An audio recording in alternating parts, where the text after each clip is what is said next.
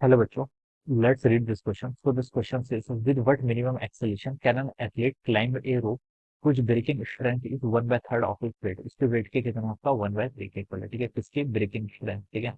तो चलिए बच्चों, इस क्वेश्चन का की कॉन्सेप्ट आप क्या लिख सकते हैं, देखिए concept of this question.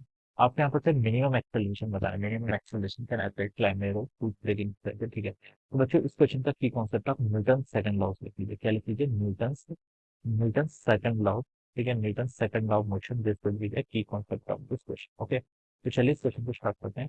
With what minimum acceleration can an athlete climb a rope which breaking strength, ठीक है।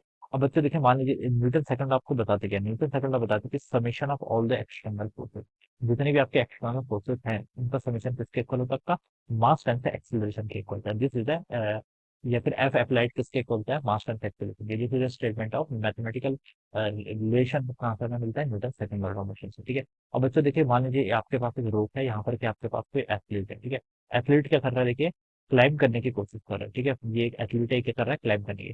देखिए यहाँ पर हम बता सकते हैं कि कौन कौन से कोर्स लेंगे, ठीक है। मैं यहाँ पर देखिए मैन की एफबीडी बना रहा हूँ, ठीक है, क्योंकि मुझे मिनिमम एक्सेलरेशन एथलीट का बताना है, ठीक है। तो एथलीट मान लीजिए ए एक्सेलरेशन से क्या कर रहा है, आपका क्लाइंब कर रहा है, क्या कर रहा है, ए एक्सेलरेशन से क्लाइंब कर रहा है। एथलीट पे देखिए कौन कौन से फोर्स लगेंगे, पहले हम ये देख लेते हैं। एथलीट का मास एम के इक्वल मान लेते हैं, तो उस पर एक सबसे पहले तो एम जी फोर्स लगेगा in the vertical downward direction. कौन सा फोर्स लगेगा, M G in the vertical downward direction, ठीक है। अब देखिए, ये देखिए स्ट्रिंग, देखिए रोप, रोप को देखिए कोई पर्सन है, मान लीजिए इस सिचुएशन इमेजिन कीजिए, कोई पर्सन है, वो किसी रोप पर क्या कर रहा है, क्लाइंब कर रहा है। तो रोप पर वो देखिए डाउनवर्ड डायरेक्शन में फोर्स लाएगा, ठीक है। जैसे रोप है, रोप की अगर मुझे एबिलिटी बनानी होती तो मैं बता सकता है कि जो पर्सन है, देखिए वो क्या कर रहा है, रोप को अपनी तरफ खींचेगा ना, रोप को तो अपनी तरफ खींचेगा।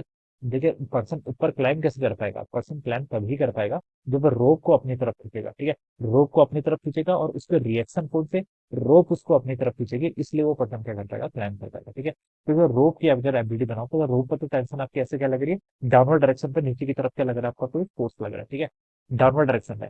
तो उस फोर्स पे, तो उसके रिएक्शन पर जो रोप है वो क्या लगाएगी, पर्सन पर आपका अपवर्ड डायरेक्शन में फोर्स लगाएगी, तभी पर्सन क्या कर पाएगा, क्लाइंब कर पाएगा, ठीक है। तो एक फोर्स क्या लग रहा है, यहाँ पर आपका टेंशन का फोर्स लग रहा है, इस रोप के कारण पर्सन पर आपका टेंशन का फोर्स लग रहा है due to this rope in the upward direction, ठीक है। तो ऐसे लिख सकता हूँ, ठीक है। अब बच्चों देखिए, यहाँ पर से मैं क्या लिख सकता हूँ, इस न्यूटन सेकंड लॉ का यूज करता हूँ। तो नेट फोर्स देखिए कौन कौन सा एक्ट कर रहा है, आपका टेंशन फोर्स अपवर्ड डायरेक्शन में, एमजी फोर्स किसमें, वर्टिकल डाउनवर्ड डायरेक्शन में। ये किसके इक्वल होगा, मास टाइम्स एक्सीलरेशन के इक्वल हो जाएगा, ठीक है। तो यहाँ से आपको देखिए क्या बताना है, आपको मिनिमम एक्सेलरेशन बताना है, तो एम ए को मैं यहाँ से लिख सकता हूँ टी माइनस एम, ठीक है।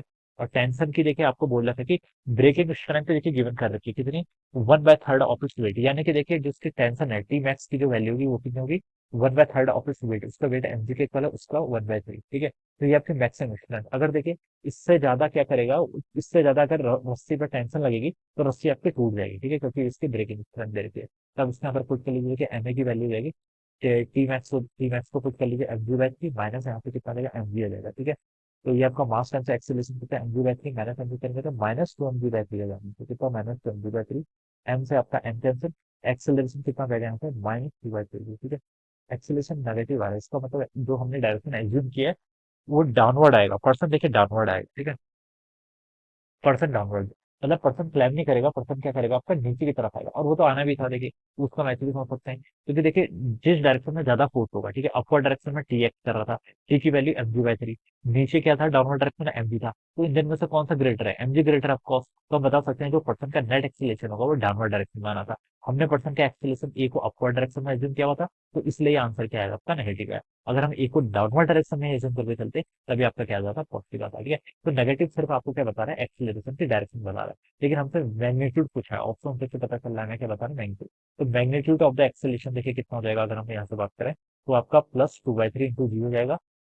2/3 जी को अगर मैं 10 पुट करूंगा तो 20/3 6.6 वो नहीं आएगा, तो जी की वैल्यू 9.8 पुट कर लेते हैं, ठीक है। तो ये हो जाएगा आपका 19.6 डिवाइडेड बाई कितना हो जाएगा, 3, और यहाँ से सॉल्व करेंगे तो 3×6 = 18, 6.53 एक्यूरेटली आ रहा है, एग्जैक्ट आ रहा है, 6.53 मीटर पर सेकंड, वो सीरीज है मैग्नीट्यूड ऑफ द एक्सेलरेशन। तो देखिए बच्चों, कौन सा ऑप्शन मैच करना चाहिए, वाला ये वाला ऑप्शन मैच करना चाहिए, ओके। तो this will be the answer, तो I hope you have understood this concept, all the best, thank you.